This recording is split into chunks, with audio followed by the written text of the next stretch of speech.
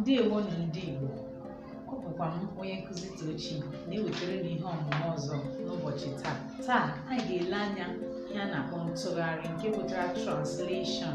Anyị ga-atụgharị okwu si n'asụsụ Bekee bịa n'asụsụ Igbo. Translation, ntụgharị. Are you hungry? Agụụ ọ na-agụ gị? I want to eat. Achọrọ m iri nri. How old are you? Ị dị afọ ole? I'm 5 years old. Adị m afọ 5. Are you a boy or a girl? Ị bụ nwoke ka ị bụ nwanyị? I'm a girl. Abụ m nwanyị. Is food ready? Nri o ghela? Yes, food is ready. Ee, nri eghela.